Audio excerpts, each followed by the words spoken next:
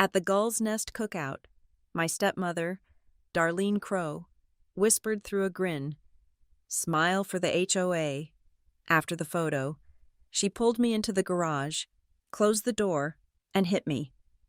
On Monday morning, I covered the bruise and walked into Evermere Logistics as the head of compliance. I thought I would hide it, but that one photo was about to unlock a corporate embezzlement scheme and become the key to her downfall. My name is Harper. The smell of charcoal and hickory BBQ sauce hung thick over the Gull's Nest cul-de-sac, a cloying blanket of suburban bliss.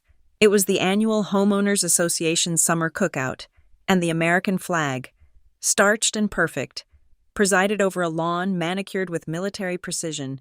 This was Darlene Crow's kingdom, and we were all just subjects living in it. As the president of the HOA, my stepmother orchestrated these events with the same meticulous, iron-fisted control she applied to lawn height regulations and trash can placement. She glided through the crowd, a queen in a floral sundress, her smile as bright and hard as the decorative quartz in her rock garden. Her eyes found me by the potato salad, and she moved with unerring purpose. Her hand, cool and dry, landed on my shoulder, the perfectly manicured nails a gentle but firm warning. "There you are," she cooed, her voice loud enough for the neighbors to hear her affection. She pulled me into a side hug, her grip tightening on my bicep. A volunteer from the HOA's newly formed Community Engagement Committee raised a DSLR camera, the lens a single, unblinking eye. Darlene's lips were beside my ear, her breath smelling of mint and victory. "Smile for the HOA, Harper." It wasn't a request. It was an order, the same kind she issued when she'd find a blade of grass a quarter-inch too tall in my yard. I felt the muscles in my face pull into the required shape, a rictus of pleasantry I had perfected over the years. The camera flashed, a burst of white that momentarily bleached the world, capturing our perfect mother-daughter pose for the monthly newsletter. The image would show two smiling women, pillars of the Gull's Nest community. It would be a lie. The moment the camera lowered, Darlene's smile vanished. Her grip became a vice. "We're out of paper plates," she announced to anyone within earshot.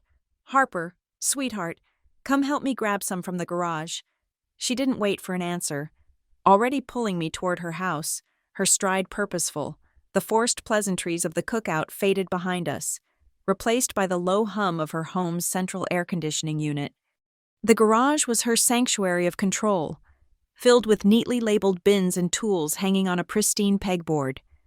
She pulled the heavy door down behind us, and the world went from sun-drenched pastels to a dim, gray silence. The click of the lock was definitive. The attack came without preamble. It wasn't a frenzied, emotional outburst.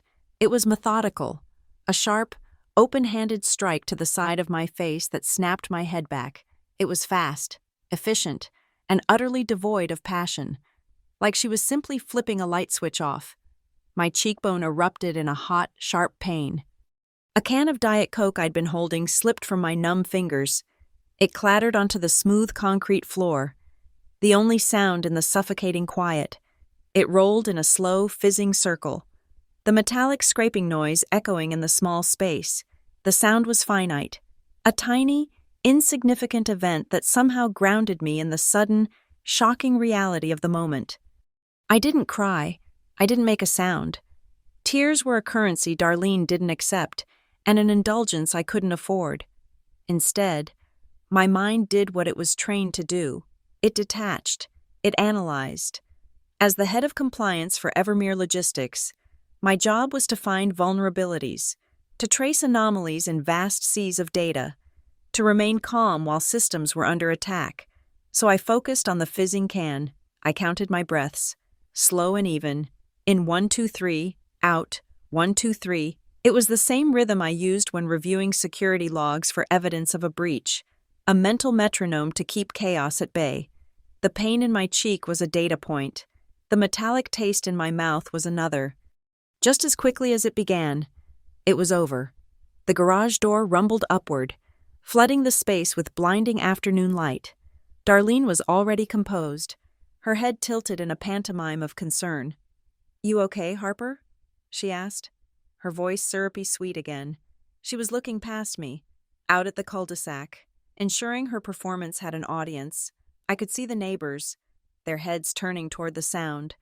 They saw a loving stepmother checking on her daughter in the garage. They saw Darlene's concerned smile. They saw me force one back.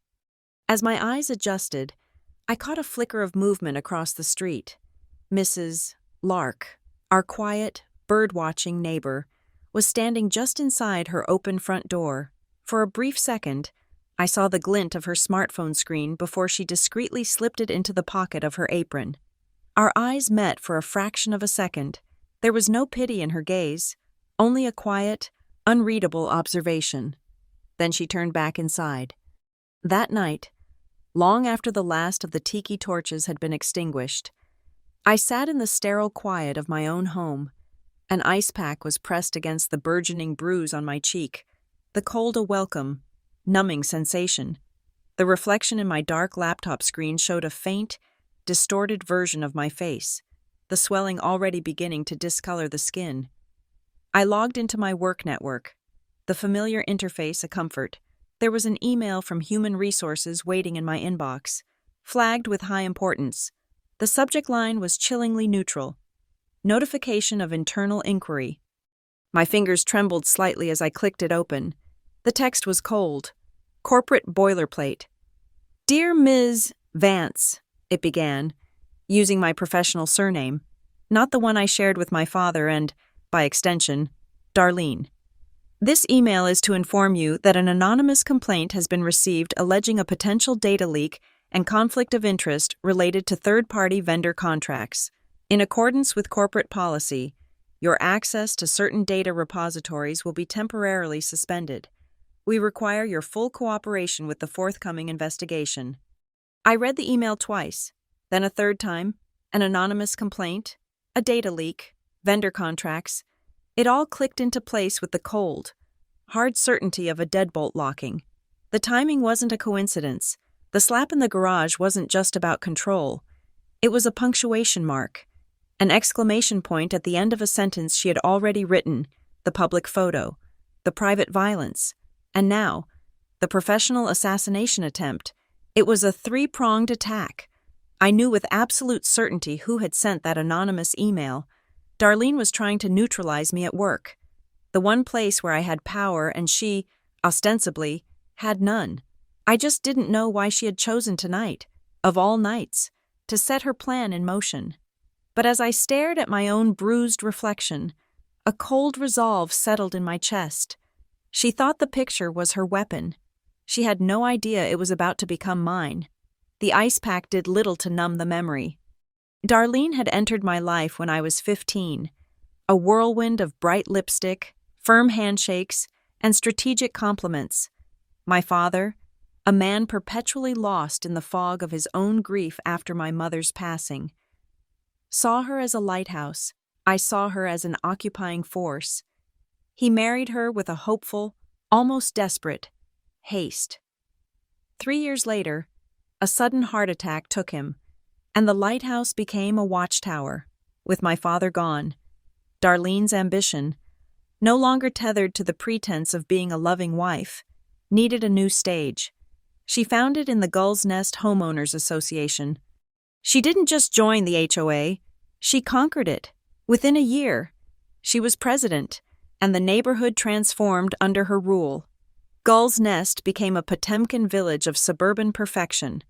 The monthly newsletter, the Gull's Nest Gazette, was her primary instrument of propaganda.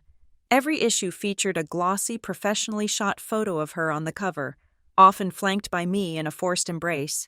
The headline was always some variation of "A Model of Community" or "The Crow Family," leading by example.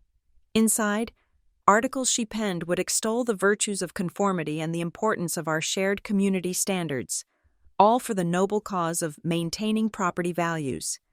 Her control was absolute, codified in the bylaws she amended and enforced with a zealot's fervor. Power, for Darlene, wasn't in grand gestures. It was in the minutiae. It was the $50 fine for grass exceeding 3 inches in height, delivered with a cheerfully condescending note. It was the $25 penalty for leaving your recycling bin at the curb past 7 p.m. on collection day. She wielded a tape measure and a time-stamped camera like a scepter and orb.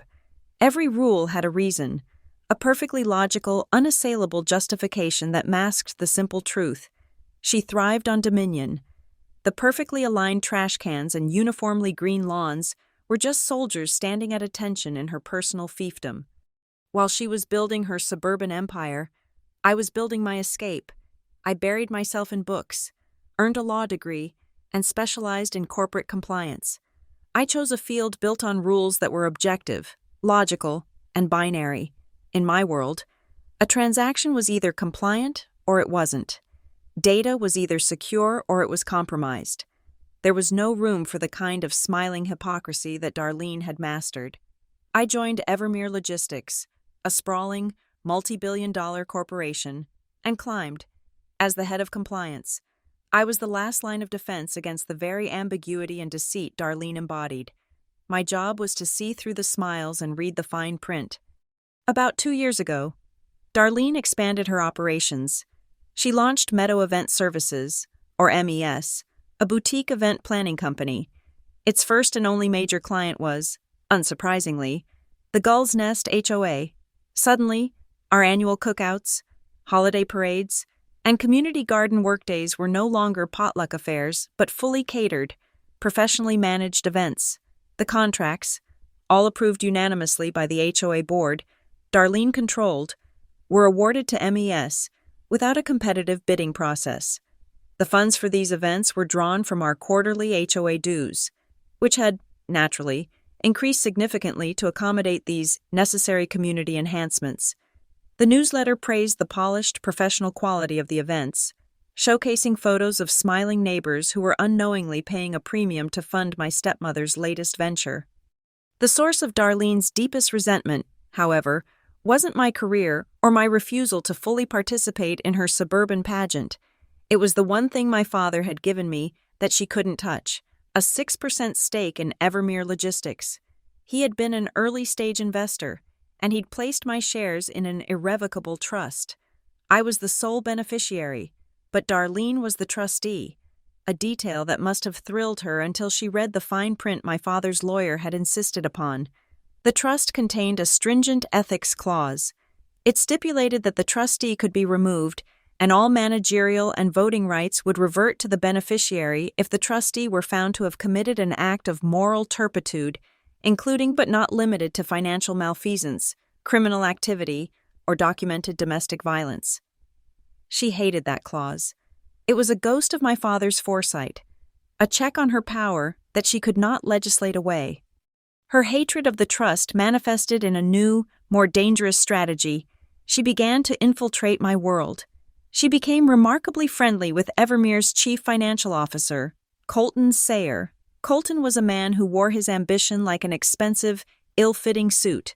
He and Darlene were a natural match, two predators who recognized the same hunger in each other. They started appearing at the same charity galas. Their pictures splashed across the society pages. Soon, Darlene, through MES, began to pursue contracts with Evermere. That's when I started paying closer attention. For the past 6 months, Colton had been aggressively pushing a new vendor contract through the approval pipeline. It was a $2.8 million deal for traffic cones and night patrol, a vague lot security service for our shipping hubs. The sole bidder and recommended vendor was Meadow Event Services. An event planning company bidding on a logistics security contract was a red flag the size of a billboard. When I first raised questions in a compliance review meeting, pointing out the oddity of the vendor and the lack of specificity in the proposal, Colton had been dismissive. Later that evening, Darlene had called me. Her voice was laced with that familiar, saccharine disappointment. "Harper," she'd sighed, "I heard you were making waves at work. Colton is a dear friend. We're all just trying to help the company grow. Don't break up the family over procedural nonsense." Family. She used that word like a shield, or more accurately, a bludgeon. It was her go-to maneuver, the phrase she deployed to reframe my professional diligence as a personal betrayal to her. Family wasn't about love or support. It was an obligation, a demand for loyalty to her, above ethics, above the law, above the truth. Questioning her business dealings was questioning the family. Protecting my company from a fraudulent contract was an act of familial treason. Staring at the HR email on my laptop screen, the cold seeping from the ice pack into my bones, I finally understood the full picture. The anonymous complaint wasn't just a preemptive strike against my investigation into the MES contract. It was an attempt to trigger my removal under the guise of a corporate ethics violation. If I were fired for leaking data or a conflict of interest, she could petition the court to declare me an unstable steward of my father's trust, strengthening her control over my Evermere shares. The slap in the garage was the foundation. She needed a reason for my erratic behavior, and a distraught young woman, still not over her father's death and acting out against her loving stepmother, was the perfect narrative. She thought she was playing chess, moving her pieces, Colton, the HOA, the anonymous email, into position for checkmate. But she had miscalculated. She saw family as a tool for manipulation. I was beginning to see it as something else entirely. As I sat there in the dark, I thought of the pool in her meticulously landscaped backyard. Every autumn, she would stretch a heavy, opaque tarp over it, hiding the clear water from the falling leaves. That's what family was to her. It was just a tarp she pulled over everything, a convenient cover to hide the murky, stagnant water beneath, and I was about to rip it off. Monday morning arrived with the sterile chill of recycled air and fluorescent lighting. I had used a professional-grade concealer on the bruise, a thick, paste-like compound that felt like a mask of clay on my skin. It hid the discoloration, but not the dull ache that throbbed with every beat of my heart. The walk from the parking garage to my office on the 34th floor felt like a parade of ghosts. Every polite nod in the hallway, every "Morning, Harper," felt layered with an unspoken knowledge. I hadn't even had time to power on my desktop when an instant message popped up on my laptop screen. It was from Meredith, the Senior VP of Human Resources. "Harper, could you please come down to my office? Conference room 3B. Now would be best." There was no pleasantry. It was as cold and direct as a termination notice. The conference room was a glass box, designed to project an image of transparency while feeling like an interrogation cell. Meredith sat at the head of a long, polished mahogany table. A man I recognized as lead counsel for the company, Arthur Vance, sat beside her. They both had neutral, unreadable expressions. A single file folder lay on the table between them. "Harper, thank you for coming so promptly," Meredith began, her voice a carefully modulated monotone. "We've received a formal complaint, an anonymous one. The allegations are serious, pertaining to a potential conflict of interest and the unauthorized sharing of proprietary vendor data." Arthur slid the folder toward me. "As a result, and pending a full investigation, we are temporarily suspending your access to the company's primary data repositories and vendor management system. Your email will remain active, but all outbound messages will be logged and reviewed." It was a surgical strike. They had taken away my tools, my access, my ability to do the very job they were accusing me of compromising. I opened the folder. On top was a printout of an email, the sender's information redacted. The text was concise, full of corporate jargon about fiduciary duty and ethical breaches, and stapled to it was a glossy, 8x10 print of the photo from the cookout. There I was, pinned to Darlene's side, my face a mask of strained bonhomie. Her arm was around my shoulder, a gesture that looked protective on paper, but had felt like a shackle. Scrawled beneath the photo in the body of the email was a single, devastating sentence. Head of Compliance, Harper Vance, pictured with the principal owner of Meadow Event Services, a bidder on a multi-million-dollar Evermere contract. Is this impartial oversight? I stared at the image, at the perfect suburban lie it represented. Darlene hadn't just hit me in the garage. She had set a time bomb. This photo was the second strike, delivered not to my face but to my career, my reputation. It was a masterpiece of manipulation, using a symbol of family to allege a damning conflict of interest. The complaint specifically references the pending traffic cones and night patrol contract, Meredith continued, oblivious to the storm raging behind my calm facade. The Finance Committee is meeting this afternoon to finalize the approval. Given the circumstances, your input will no longer be required. Of course they were. They were pushing it through while I was sidelined, gagged and bound by corporate procedure. The $2.8 million prize was about to be handed to Darlene, and I was being framed as her accomplice. I closed the folder and pushed it back across the table. I understand, I said, my voice betraying no emotion. I will cooperate fully with the investigation. Back in my office, the walls felt like they were closing in. I was locked out of the systems I needed, but Darlene and Colton had made a critical error. They had underestimated my paranoia. As a compliance officer, I live by the creed of trust but verify, and for the last year, I hadn't trusted Colton Sayer at all. I had limited administrative access, but I still had access to certain system-wide metadata logs, the digital fingerprints left on every file. I pulled up the submission logs for the MES contract proposal. The file had been uploaded to our vendor portal from an external IP address, as expected. But the file's metadata told a different story. Embedded within the document's properties was the digital signature of the machine it was created on. The original file, the master document, hadn't been created at MES headquarters. It had been created on a computer named XEC CFO ASST01, Colton Sayer's personal assistant's desktop. The fox wasn't just guarding the henhouse. He had built it from the inside and handed the keys to the wolf. My phone buzzed. A notification from the Gull's Nest HOA community portal. It was an automated alert. A payment of $74,000 has been issued to Meadow Event Services for services rendered. Community Summer Cookout 2025. On a hunch, I went to the HOA website's public records section. Darlene, in her obsession with transparency theater, insisted all vendor invoices be posted online. I downloaded the PDF of the MES invoice for the cookout. My blood ran cold. The layout, the font, a slightly unusual Garamond Pro, the precise way the address was formatted in the header, even a small, consistent typographical error where services was misspelled as servies in the fine print. It was identical. It was the same template as the $2.8 million Evermere proposal. Darlene and Colton were running the same scam on two different organizations, and they were too lazy or too arrogant to even create a different invoice template. My office line rang.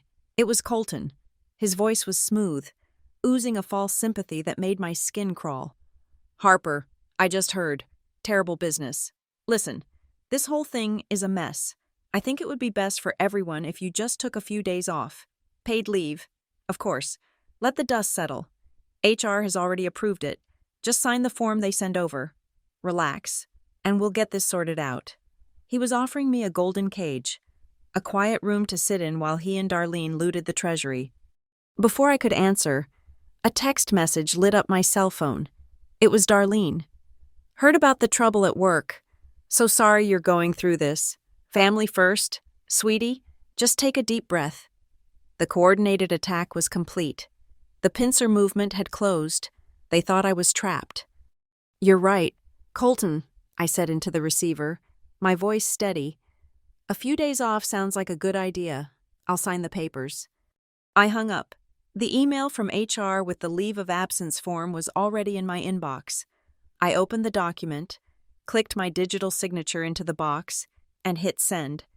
They thought I was signing my surrender. What I was really doing was starting a stopwatch. I was off the company's clock, which meant I was on my own. I gave myself 72 hours, 3 days to build an unbreakable map of their entire scheme. That night, I didn't sleep. I sat in my home office, the city lights twinkling below like a vast, uncaring circuit board.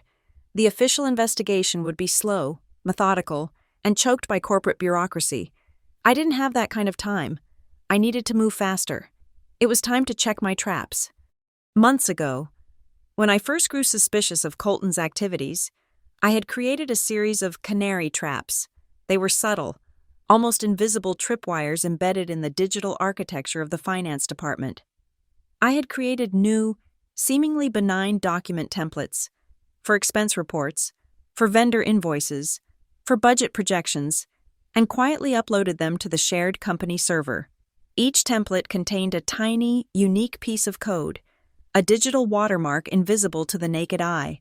More importantly, each template contained a single, deliberate, and unique formatting error, a double space after a period, an almost imperceptible shift in a table margin, a specific misspelling buried deep in the boilerplate.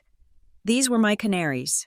If anyone used one of my templates for a fraudulent document, the unique error would act as a signature, my signature, proving where the document shell had originated. I had seeded the invoice template with the misspelled service into a folder of general accounting resources. It was a long shot, a paranoid precaution, but as I sat there, staring at the identical HOA invoice and remembering the draft MES proposal I had reviewed weeks ago, I knew they had taken the bait. They had gotten lazy. Colton's assistant must have grabbed the first clean template they could find on the server to build the MES proposal, never realizing it was a trap. Then they'd shared that same tainted template with Darlene for her HOA invoicing. I opened a secure, encrypted connection to a private server where my canary logs were stored. I ran a script, searching for the unique identifier embedded in that specific template. For a moment, there was nothing.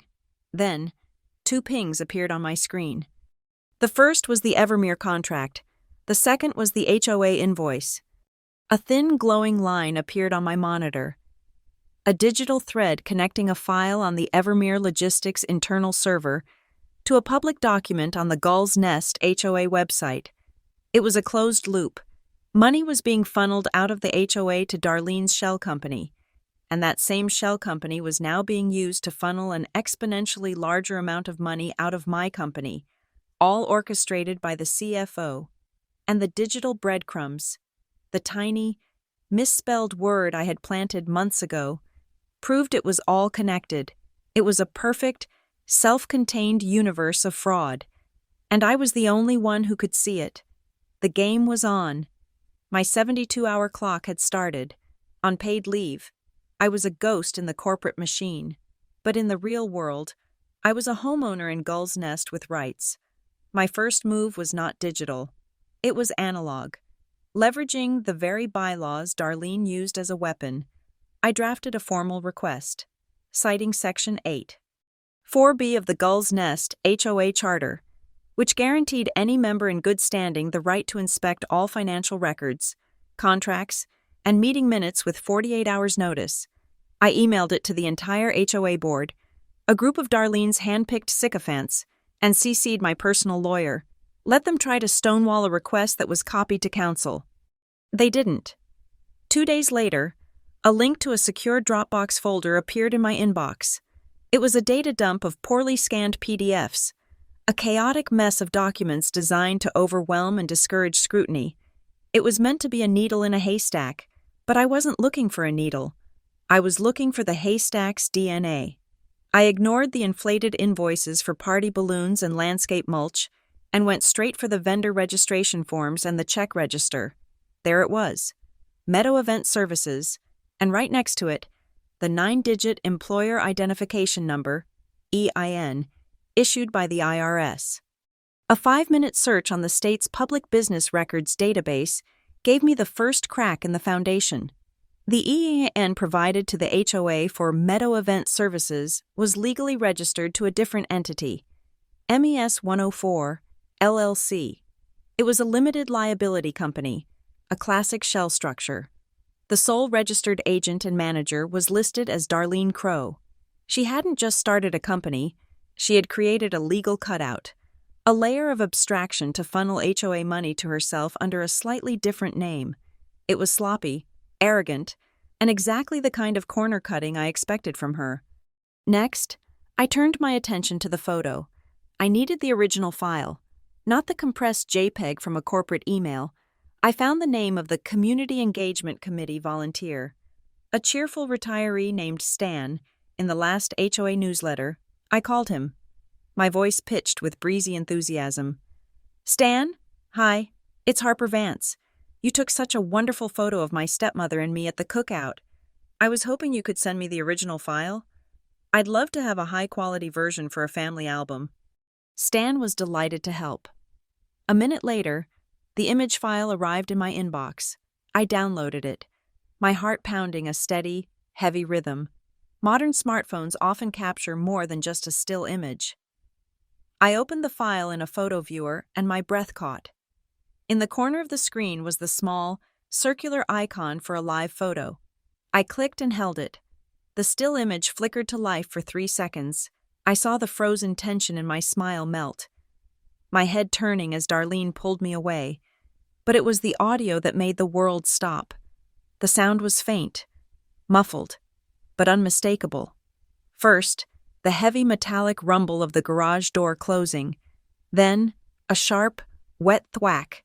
And finally, Darlene's voice, a venomous whisper that cut through the digital noise. "Don't you dare cry." The screen went still again, freezing our perfect smiles in place. I had it, tangible proof, not just an allegation, but a recording. My next stop was across the street. I knocked on Mrs. Lark's door. She opened it before my hand had even left the wood, as if she'd been waiting. She didn't invite me in. We stood in the liminal space of her doorway, two women who understood the geography of Darlene's reign. "I saw you," I said, my voice quiet, "at the cookout, with your phone." She simply nodded, her eyes assessing me. She disappeared into her house for a moment and returned with a small, unmarked USB drive. "My doorbell camera records on a continuous loop," she said, pressing the drive into my palm. "It's aimed at my driveway, but it catches a clear view of Darlene's garage. The timestamp is accurate." She gave my hand a brief, firm squeeze before retreating back into the safety of her home. Back at my computer, I plugged in the drive. The video was clear. Wide-angle footage. It showed Darlene pulling me toward the garage. It showed the door closing at 3:14 p.m. It showed the door opening again at 3:16 p.m. But the crucial detail was in the reflection. For a split second, as the sun hit the polished glass of her SUV parked in the driveway, the window acted as a distorted mirror. It captured a faint but visible reflection from inside the dim garage. A silhouette, an arm raised and swinging down. It was the visual corroboration for the audio on the live photo. Now for the corporate link. Even with my primary access suspended, I still had clearance for high-level network monitoring logs as part of my disaster recovery credentials, an oversight they wouldn't have considered. I wasn't looking at file contents, but at the traffic between devices. I searched for any activity related to Colton's assistant's machine around the time of the cookout, and there it was. At 9:14 p.m. on the night of the party, a USB device was connected to her workstation. The device ID was registered on the network with the volume label, HOA Photos. A few seconds later, the log shows a file named MS Evermere Bid Final, PDF, was copied from that USB drive to a local folder before being uploaded to the vendor portal. She didn't even bother to change the drive name. She copied the corporate fraud proposal from the same thumb drive she used for her HOA volunteer photography. The pieces were now slamming into place. I pulled up the MES proposal from an old email and examined the line items. 500 industrial-grade reflective traffic cones, item RTC 883. It was a fake serial number, of course, on a hunch. I searched the HOA document dump for any invoices from MS related to traffic or safety. I found one from last spring for a Community Safety Day. It listed the exact same item, 50 industrial-grade reflective traffic cones, item RTC 883. They were selling the same non-existent product, with the same fake serial number, to two different organizations. It was time to spring my own trap. I needed to prove the fraud was ongoing and that Colton's department was the nexus. I created a new invoice using the tainted template I designed, the one with the specific misspelling of services.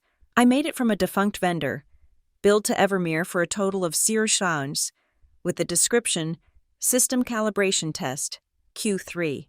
I then called a junior clerk in accounts payable, a young man I'd helped once with a payroll issue.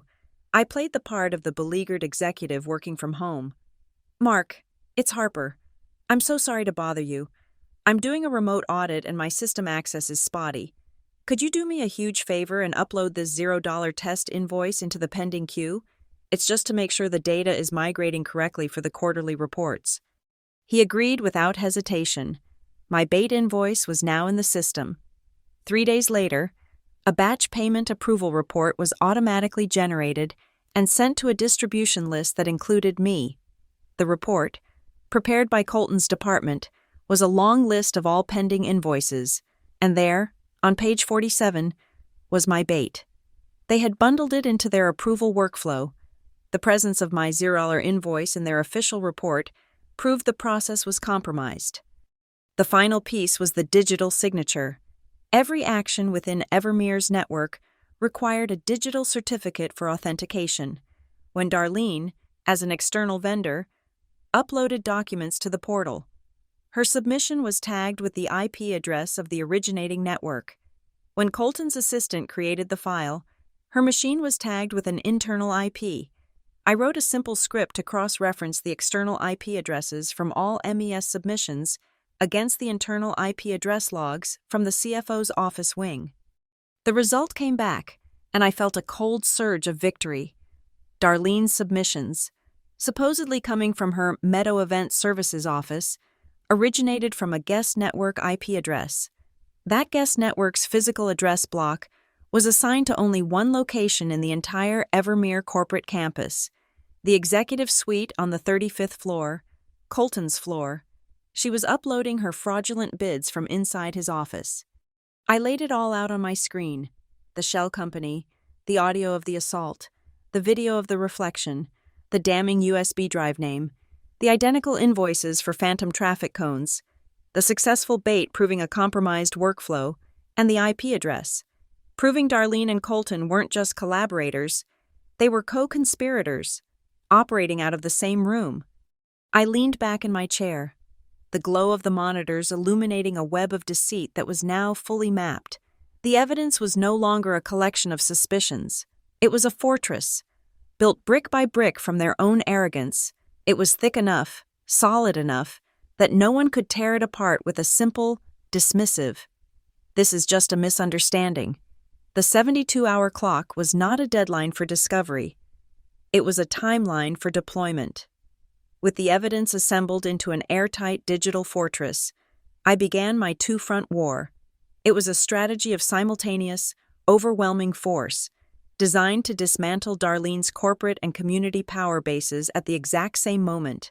Each move was a stone placed on a go board, constricting her territory, leaving no room to escape. My first move was against Evermere. At 2 a.m. on Wednesday, I finalized a comprehensive whistleblower report. It was a masterpiece of cold, factual indictment. 48 pages of annotated evidence, cross-referenced exhibits, and a precise timeline of the fraudulent activity connecting MES 104, LLC, to the office of the CFO. I attached the metadata logs, the duplicate invoices, the IP address traces, and the canary trap results. I submitted it through the company's encrypted, anonymous portal directly to the chairman of the audit committee, a notoriously rigid former federal judge named Elias Vance. No relation. A cosmic irony I savored. Simultaneously, I composed a second email containing the full, unredacted report. I addressed it to the entire Evermere board of directors, the lead counsel, and the head of corporate security. I set it to send automatically in 72 hours. It was an irrevocable dead man's switch. If the audit committee tried to bury my report, the entire board would see it anyway.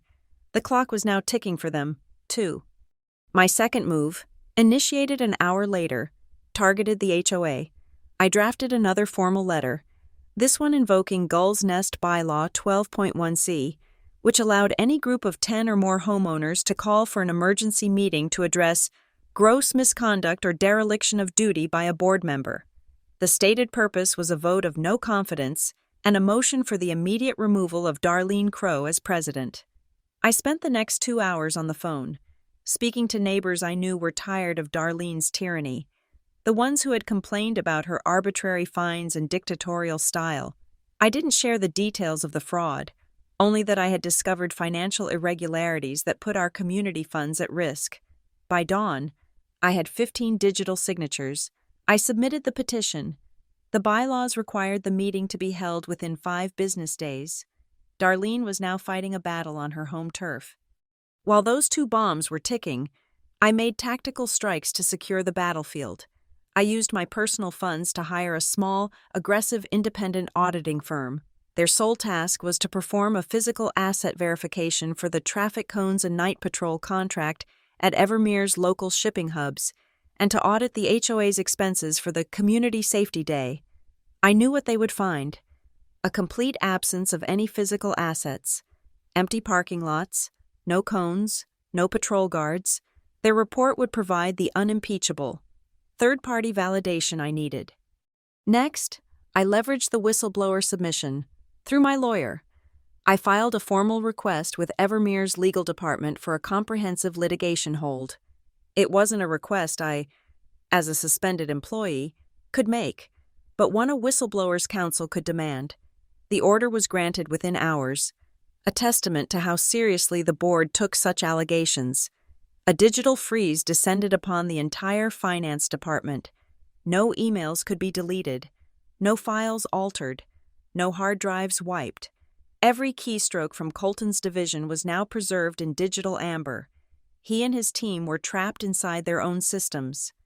With the board investigating and the data frozen, it was time to apply psychological pressure. I had the smile for the HOA photograph, printed in a large 16x20 format, the kind of glossy print suitable for framing. I had it messengered to Colton's office with a simple, one-page, unsigned document. The page contained only a bullet-point summary of my findings: the MES 104, LLC Shell Company, the identical invoice templates, the shared IP address, the named USB drive.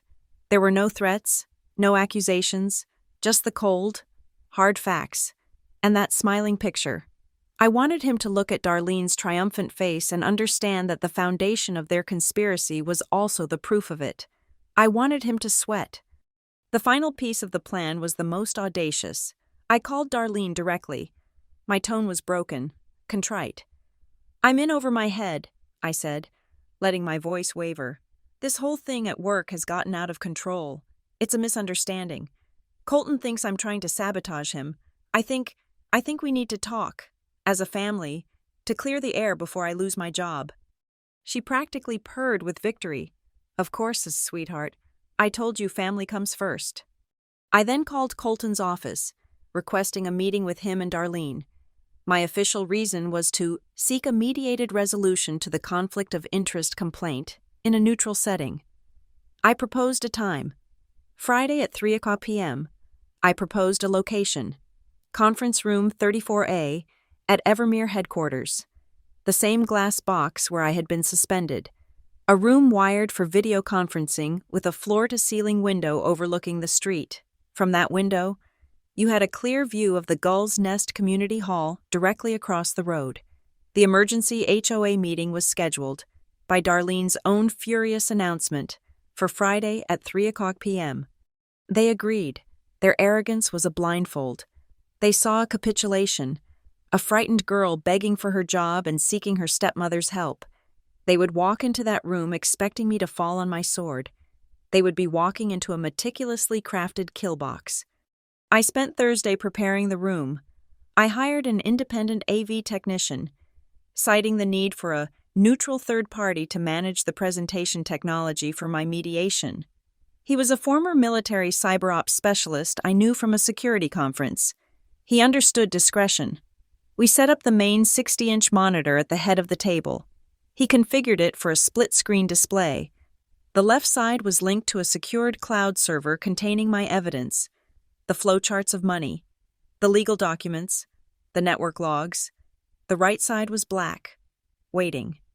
On the polished mahogany table, directly in the center, my technician placed a single object: a sleek, black USB drive. Using a label maker, he affixed a single, white strip to it. It read, HOA Smile, Zip. At 2:55 p.m. on Friday, I walked into conference room 34A. My technician gave me a silent nod and left. Closing the door behind him, I took my seat. The left screen glowed with the title page of my report. Internal Investigation, MES 104, LLC, and Financial Malfeasance. On the right screen, a digital countdown timer appeared in stark white numbers against the black background, 30:02, 29:59, 29:58. The door opened, and Darlene and Colton walked in. Darlene had a look of magnanimous pity on her face. Colton looked smug, triumphant. They saw me sitting alone. They saw the screen with my futile little report. They saw the USB drive on the table, a curiosity. They didn't see the second screen counting down. They didn't see the invisible lines of my strategy converging on that single point in time and space. They didn't understand that the file on that drive was password protected, a labyrinth of nested encryption, and that only one person in the world knew the password. That person was me. And I wasn't there to negotiate my surrender. I was there to accept theirs. The air in conference room 34A was cold and still. The silence broken only by the faint, almost imperceptible hum of the HVAC system. Darlene and Colton took the seats opposite me, their postures radiating a casual authority, as if they were presiding over a minor disciplinary hearing. Colton laced his fingers together on the gleaming mahogany table, affecting an air of paternal concern.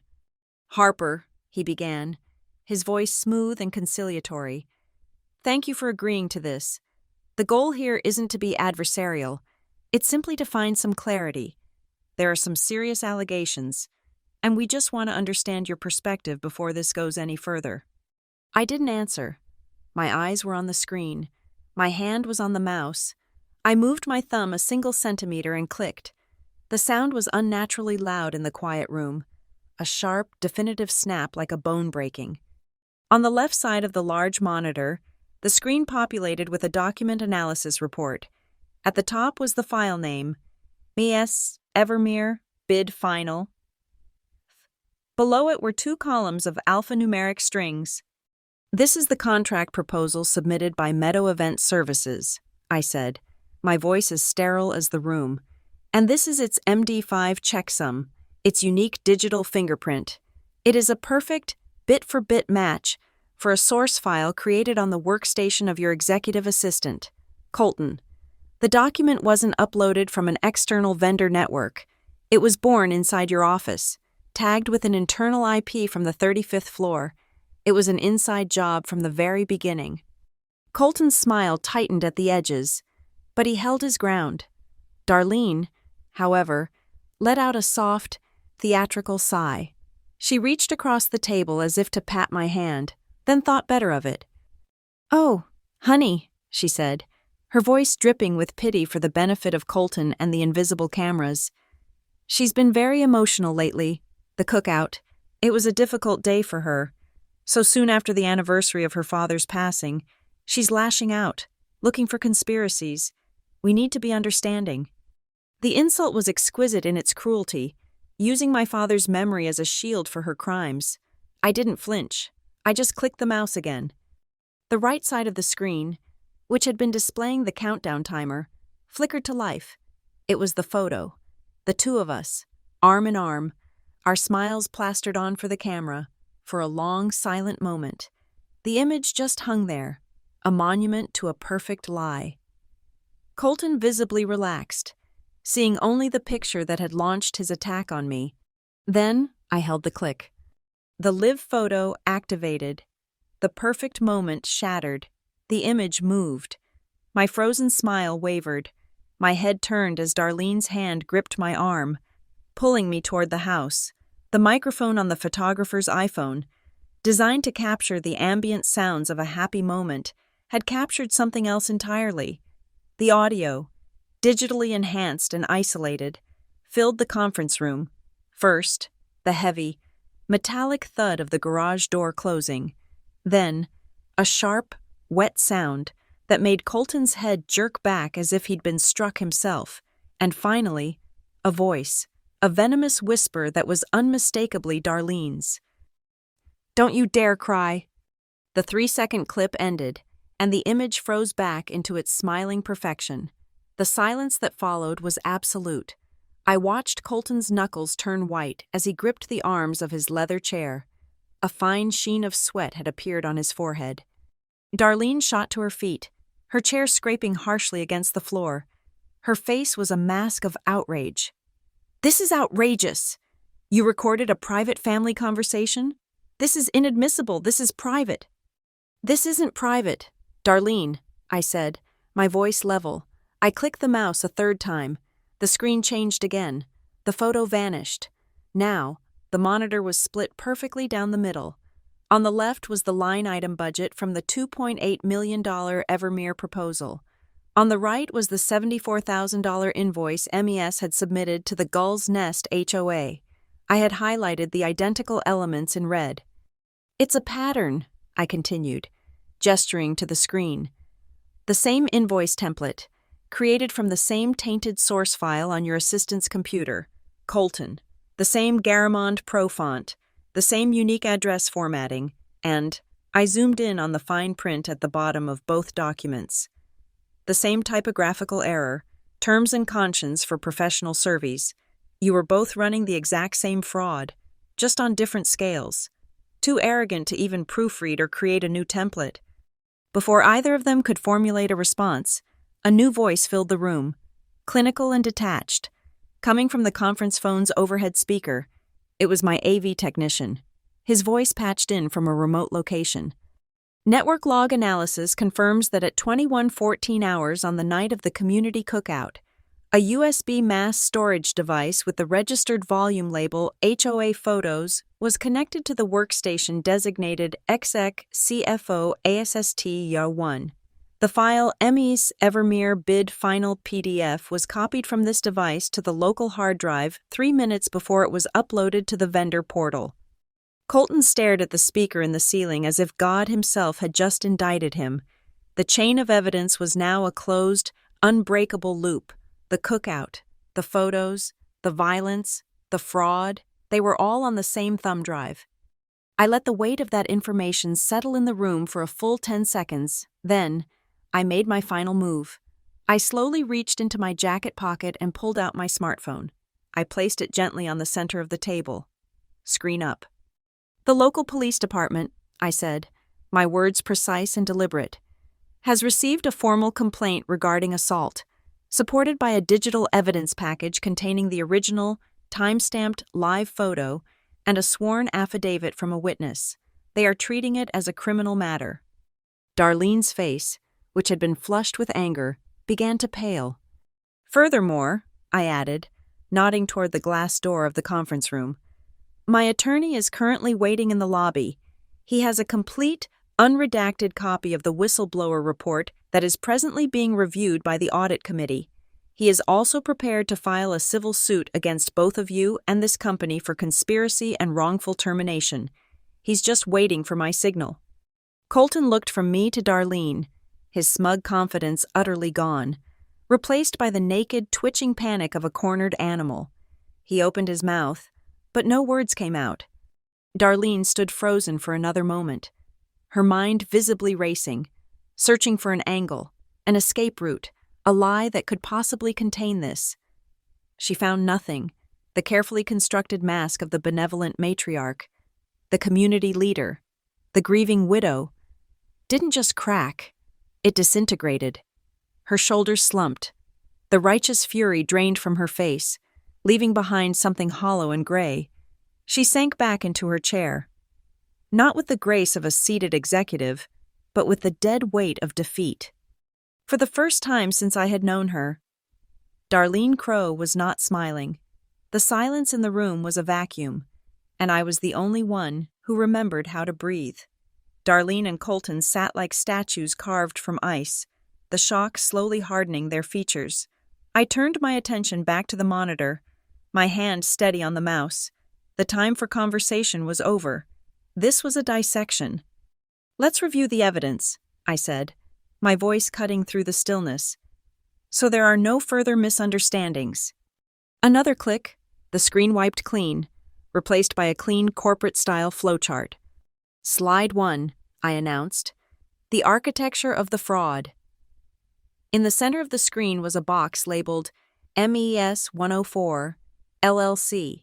An arrow pointed to it from a box labeled Gull's Nest HOA, and another from a box labeled Evermere Logistics. Below the central box, a single line of text read, Registered Agent and Sole Manager, Darlene Crow. An arrow pointing away from MES 104, LLC led to a final box. Receiving Depository Institution, Northfield Trust. Account ending in 8842. A simple, elegant structure, I narrated, my tone that of a lecturer. A single shell company, established by you, Darlene, to receive funds from two separate entities, your public-facing community organization and your future son-in-law's corporate budget, all funds directed to a single private bank account under your exclusive control. Click. The screen changed to a stark, high-resolution photograph of an empty, dusty warehouse bay. The concrete floor was bare except for a single, forgotten coffee cup. Slide 2. The non-existent assets. I brought up a second photo beside it, another empty lot at a different Evermere shipping hub. These are the locations where Meadow Event Services was contracted to provide 500 industrial-grade reflective traffic cones and nightly patrol services. As you can see, the cones are not present. The patrols never happened. A PDF document appeared on the right, its letterhead crisp and official. This is the certified report from Kenzie Auditing Group, a third-party firm I retained. Their physical asset verification, conducted 48 hours ago, confirms that zero assets related to this $2.8 million contract have ever been delivered or deployed. The contract was for a ghost service. The money was payment for nothing. Colton flinched, the independent audit hitting him like a physical blow. This was no longer my word against his. It was his lie against a legal, notarized document. Click. A complex diagram of financial transactions filled the screen. Slide 3. The money trail. It was a timeline of bank transfers, pulled from the HOA's own records and cross-referenced with data my private sources had acquired. Here we see the quarterly payments from the HOA flowing into the MES 104 LLC account at Northfield Trust, and here, I highlighted a second set of transactions. We see corresponding payments flowing out of that same account, typically within 24 hours. These outgoing transfers, labeled as consulting fees, were not directed to a vendor. A new box appeared on the screen, showing account details. They were directed here, to a personal brokerage account at the same bank, an account belonging to you, Colton. Darlene shot a look at Colton, a flicker of pure venom in her eyes. She had been played, too. A willing partner in a larger scheme where she was taking all the public risk while he was quietly siphoning off his own cut. You weren't just helping your future mother-in-law, were you, Colton? You were getting a kickback from community funds, my father's neighbor's money. Click. Slide 4. The digital chain of custody. The screen now displayed two flowcharts side by side. On the left, a log of Darlene's personal computer activity showed her downloading photos from the cookout onto a USB drive. On the right, the Evermere network log showed that same USB drive, identified by its unique hardware ID and the volume label HOA Photos, being used to transfer the fraudulent MES bid onto your assistant's computer. Colton. The path the bid file took to get into our system is identical to the path the HOA's social photos took. It proves this wasn't an arm's-length transaction. It was a conspiracy coordinated from a single device on a single night. Click. The screen filled with the wide-angle, silent footage from Mrs. Lark's doorbell camera. Slide 5. The visual confirmation. I drew a red circle around the reflection in the window of Darlene's parked SUV. I zoomed in, the image pixelating slightly but the action remaining brutally clear. The silhouette of an arm, raised high, swinging down. The live photo gave us the audio of the assault. Mrs. Lark's camera gave us the visual. It's no longer your word against mine. Darlene, it's your own reflection, captured and time-stamped, convicting you. Click. Slide 6. The author of the attack. An analysis of Evermere's external network traffic logs appeared. The anonymous complaint against me, the one alleging a conflict of interest, was submitted at 10:03 p.m. on the night of the cookout. A map appeared on screen, a red pin dropped on a specific location. It was sent from an IP address registered to a residential Wi-Fi network at this address. Your home address, Darlene. You assaulted me. And then you went home, and, using the very photo taken moments before, attempted to have me fired. This wasn't a misunderstanding. It was a calculated, premeditated attack on my life and my career. Darlene's face was ashen. The web was complete. Every strand connected. Every escape route sealed. Click. The screen now showed a scanned page of a legal document, the letterhead of my father's estate attorney at the top. Slide 7. The consequences. I highlighted a specific clause in the trust agreement he had left me. Article 12, Section B. It reads, "In the event the acting trustee is formally accused or proven to have engaged in acts of ethical malfeasance or domestic violence against the beneficiary, all managerial and voting rights associated with the trust's corporate holdings shall immediately revert to the beneficiary, pending final judicial review." I let the words hang in the air. You hitting me in that garage wasn't just a personal matter. Darlene, you triggered the ethics clause. You disinherited yourself from my father's legacy with your own hand. This was the blow that finally broke her. The loss of money was one thing. The loss of power. The final, irrevocable severing of her control over my father's stake in this company was everything. And finally, I said, looking directly at Colton. Click. Slide 8. The Endgame. The final slide was a copy of the minutes from an emergency meeting of the Evermere Audit Committee, which had convened an hour ago. I highlighted the final motion.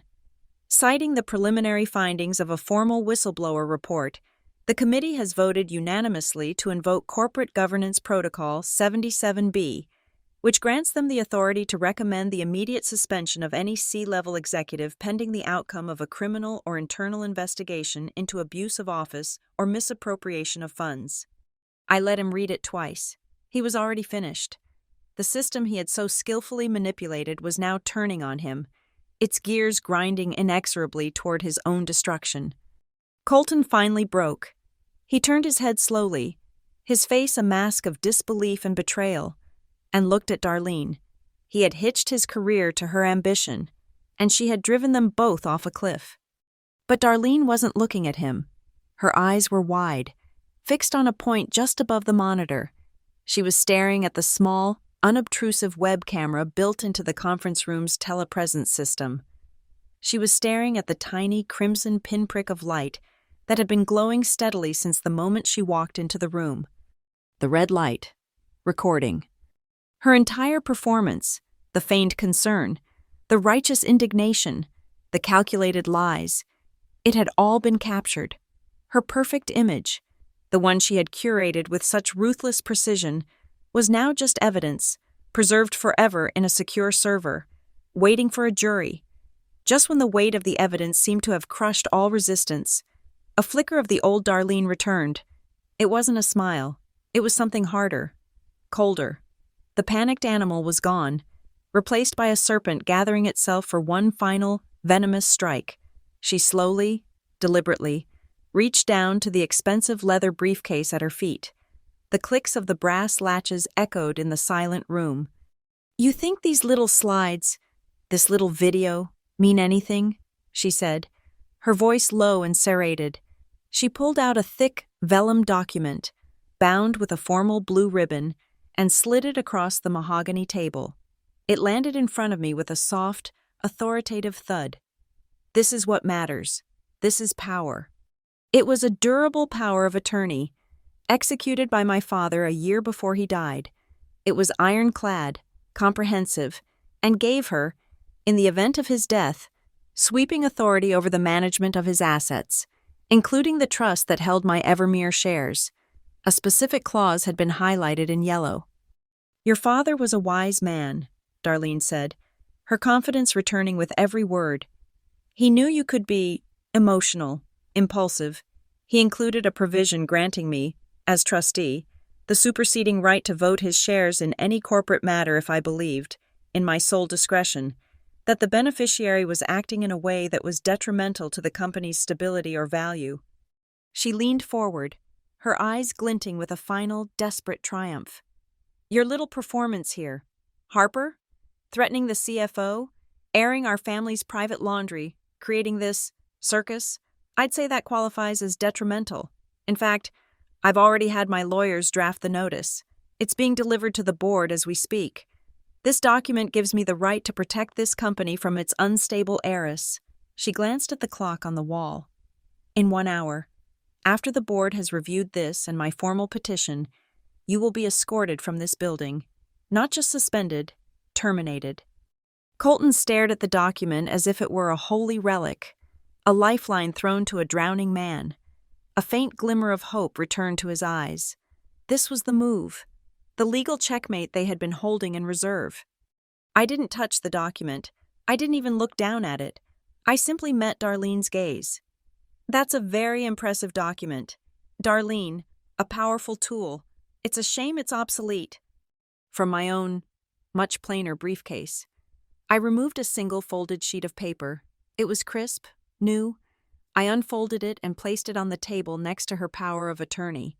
It was an addendum to my father's trust, a single page, with a few paragraphs of dense, legal text. "My father was indeed a wise man," I said, echoing her words.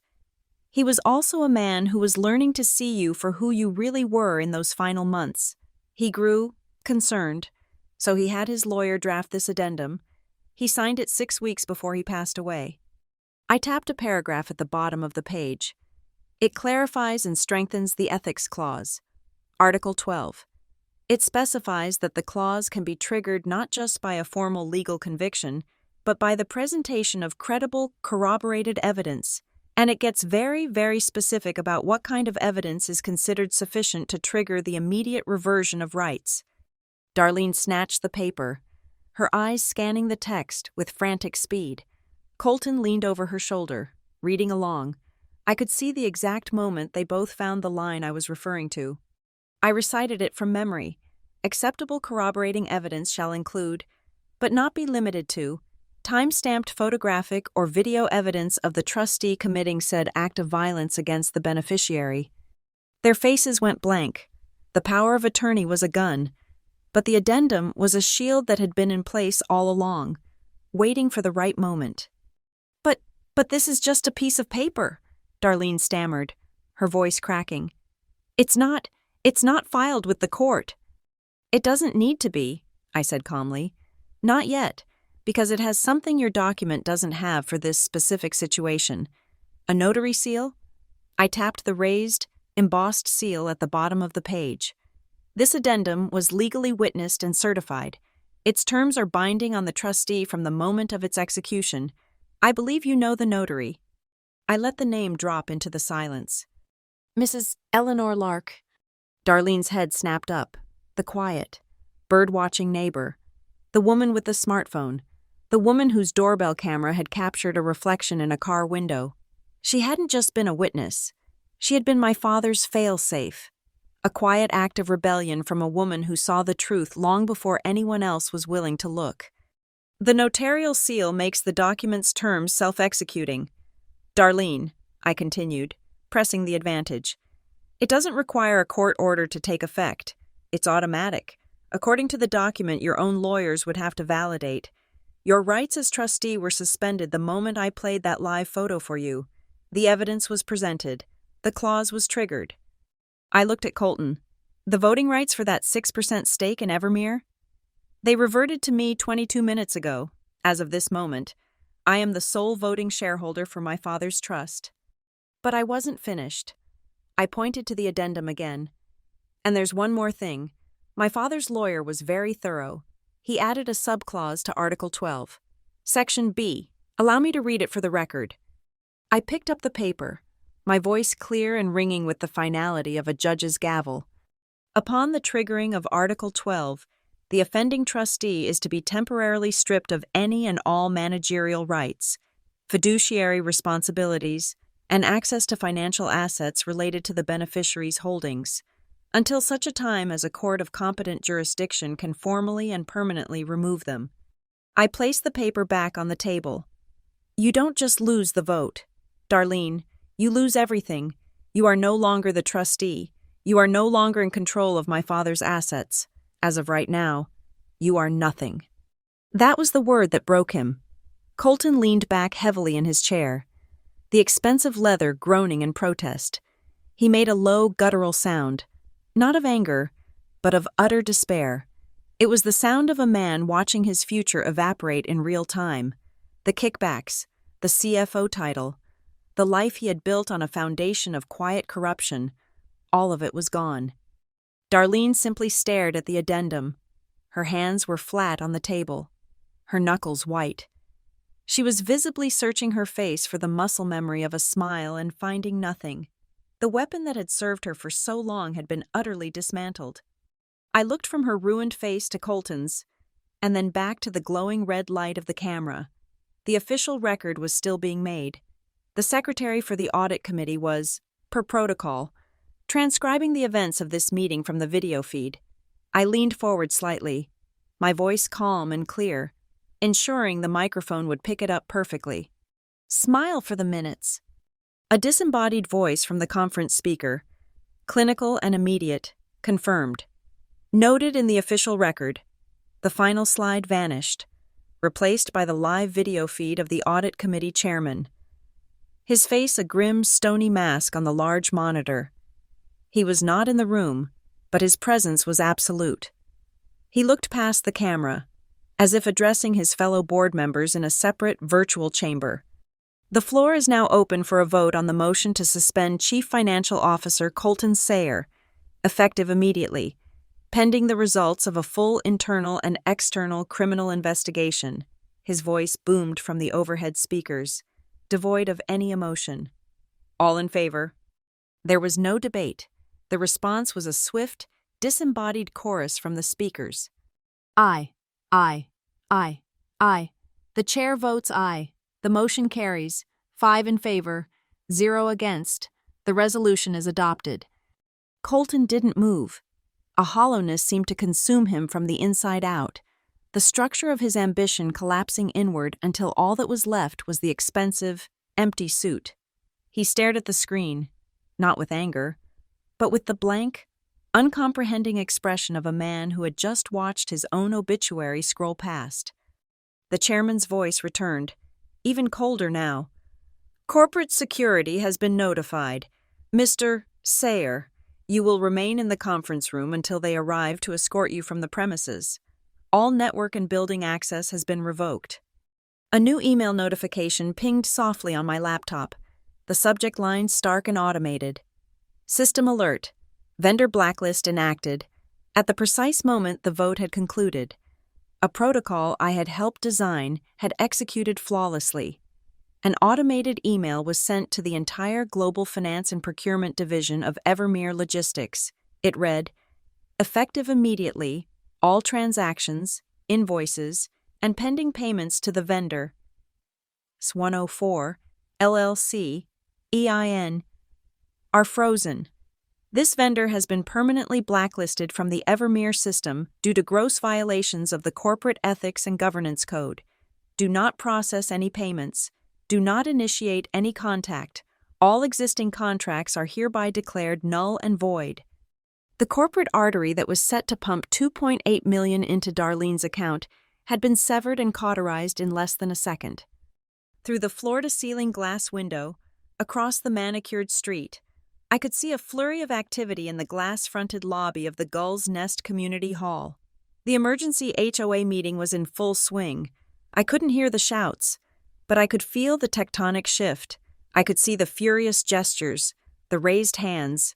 It was a peasant revolt in polo shirts and sensible shoes. My phone vibrated on the table. A text from one of the neighbors who had signed the petition. It's done. The vote wasn't even close. 98-4. She's out. The board has already appointed an interim president. Another email notification popped up, this one from the official Gull's Nest HOA mailing list. The subject: A new direction for our community. Attached was a draft of the next monthly newsletter. Darlene's carefully curated cover photo, the one of her smiling benevolently over a community garden, was gone. In its place was a single, stark photograph. A lone, empty orange traffic cone sitting in the middle of a vast, empty parking lot. The headline beneath it read, Non-existent assets, a full financial review to follow. They had turned her own instrument of propaganda against her, a perfect, brutalist mockery of her phantom contracts. The collapse was now cascading. The two fronts, corporate and community, imploding in perfect synchronized harmony. My lawyer called. "Harper," he said, his voice buzzing with energy. "The police have officially accepted the video and audio files as primary evidence in the assault case. Darlene's counsel called them, trying to claim it was an illegal recording. But the live photo is an automatic function. There was no intent. They're opening a formal investigation. Her lawyer also tried to get a continuance, to delay. But it's a moot point.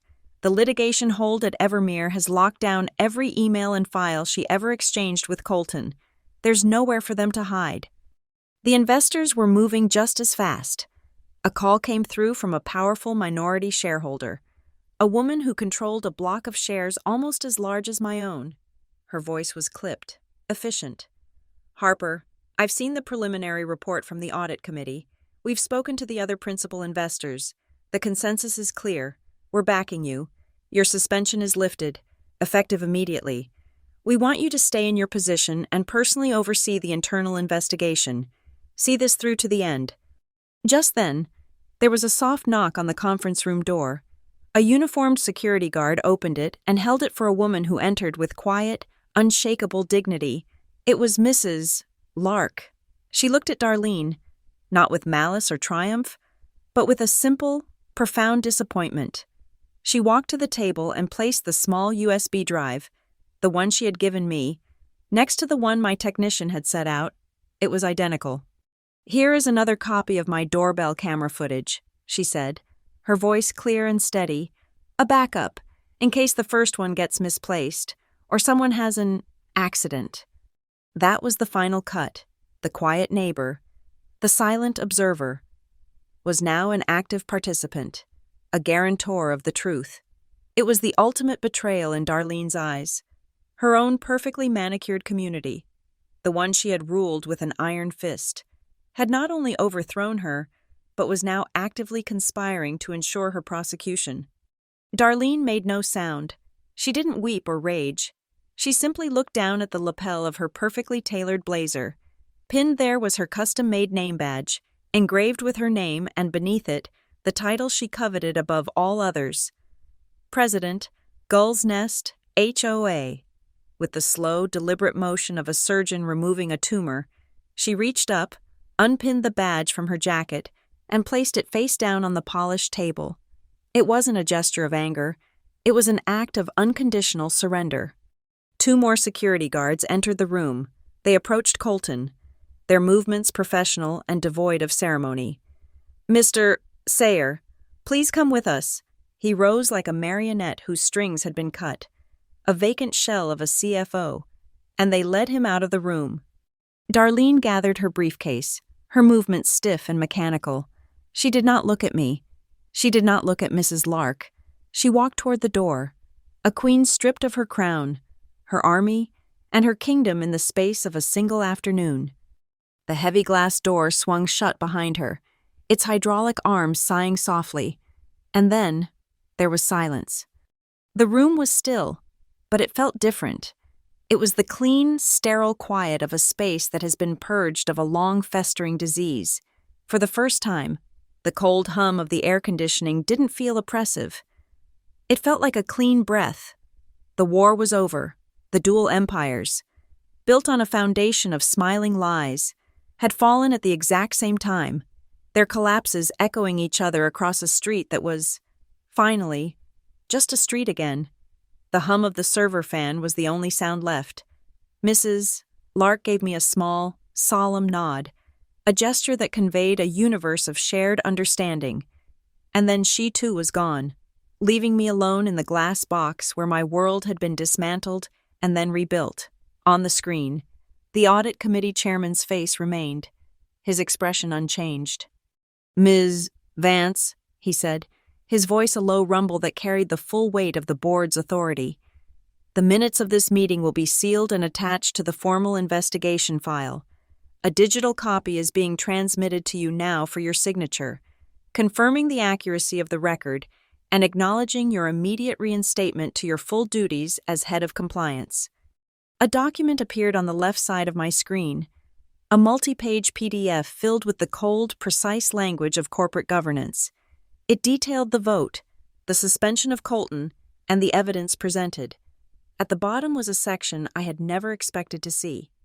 Pursuant to the verified addendum to the Vance Family Trust, all voting rights and managerial authority of the 6% share block are hereby recognized as having reverted to the beneficiary, Harper Vance, effective 3:22 p.m. Today, pending final ratification by the probate court, which the board will not contest.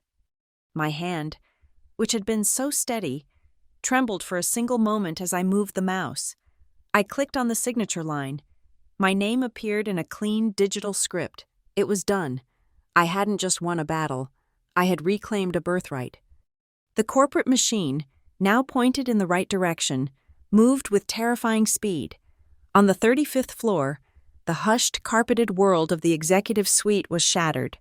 Employees peered over their cubicle walls as two stoic security guards led a pale, shambling Colton Sayer toward the elevators. His access badge had already been deactivated. One of the guards had to swipe their own card to call the car. The doors opened. He was guided inside, and the polished steel doors slid shut, erasing him from the landscape of power he had inhabited for over a decade. Simultaneously, in the community across the street, the revolution was being formalized. The hastily appointed interim HOA board, led by a retired accountant who had long been a quiet critic of Darlene's regime, was sending out official notices.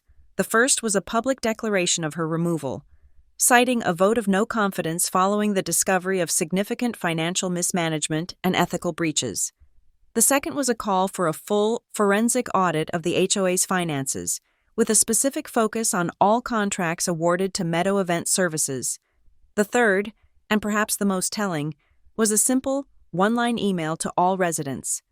Effective immediately, all fines issued in the past 90 days are suspended and will be reviewed for validity. A quiet, collective sigh of relief seemed to ripple through the perfectly manicured lawns of Gull's Nest. I was methodically closing the files on my laptop when the conference room door opened one last time. It was Darlene. She had been allowed back up, accompanied by a stone-faced woman in a severe suit who could only be her lawyer, to collect the briefcase and purse she had left behind. She avoided my gaze, moving with a stiff, brittle energy toward the table. Her aura of indomitable control was gone, replaced by a tight, defensive shell. She was a general forced to walk back across the battlefield she had lost, the ghosts of her dead ambitions swirling around her. As she picked up her briefcase, her eyes inadvertently met mine. There was nothing in them, no hatred, no remorse, no fear, just a vast, empty void. The lights were on, but the entire house was vacant. I didn't stand. I didn't raise my voice. I spoke to her in a quiet, conversational tone, the kind one might use to comment on the weather. "They're bringing in an external firm to go through everything," I said. "Evermere's books, the HOA's accounts, all of it. They'll be here on Monday." I let the silence hang for a beat, and then I delivered the final, clean cut. This time, smile for the auditors.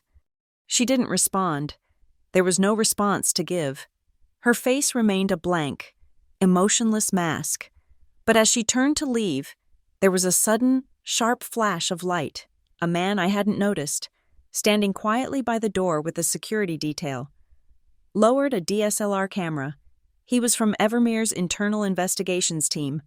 the corporate equivalent of a crime scene photographer, documenting the conclusion of the proceedings.